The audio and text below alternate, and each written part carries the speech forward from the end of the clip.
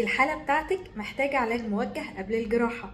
يعني ايه الكلام ده؟ معاكم دكتورة سارة زيتون، استشاري جراحات أورام الثدي التجميلية. في الفيديو ده هوضح نوع الورم السرطاني الموجه موجب، أو اللي بيحتاج علاج موجه قبل ما نبدأ نعمل الجراحة.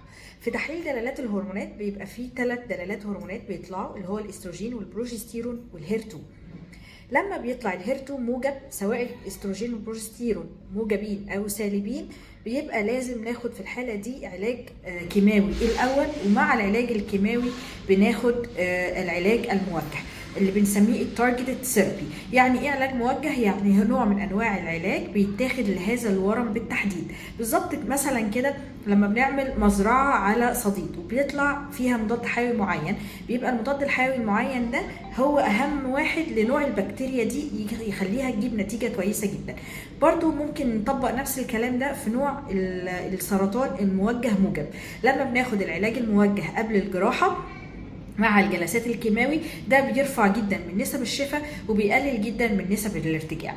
وكمان ثبت علميا ان تقريبا 25% من الحالات ديت بتجيب حاجه اسمها complete response او استجابه كامله، يعني الورم بيختفي تماما اثناء الجلسات بتاعه الكيماوي والعلاج الموجه قبل الجراحه. وده مش معناه ان احنا مش هنعمل الجراحه لما نجيب الاستجابه الكامله، لا بالعكس تماما، ده بيخلينا نعرف ان ده نوع استجابته كويسه واحتماليات الارتجاع اقل واحتماليات الشفاء اعلى.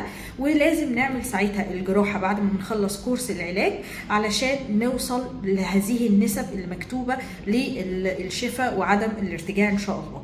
نوعية الجراحة في النوع السرطان الموجه موجب ملهاش علاقة بالنوع دوت، يعني مش عشان هو موجه موجب يبقى لازم أعمل استئصال كلي للثدي، لا خالص. نوع الجراحة بيتحدد على حسب حجم الورم وشكله في الأشعة والبعد بتاعه من الحلمة، وده بنقدر نحدده قبل الجلسات، وفي فيديو مفصل على موضوع الجراحة دوت.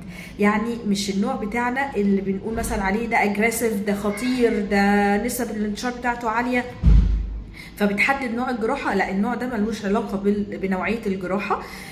لكن بنحب نديه فيه الكيماوي الأول لدرجة عشان هو سرعة التكاثر بتاع الخلايا بتاعته عالية، فبالتالي بحب أعمل سيطرة جسمانية على الورم قبل السيطرة الموضعية بالجراحة، عشان زي ما قلت لحضراتكم نعلى بنسب الشفاء ونقلل نسب الارتجاع. يا رب أكون أفدتكم، أشوفكم فيديوهات تانية كتير. ما تنسوش تعملوا لنا فولو على المنصات بتاعتنا كلها إن شاء الله.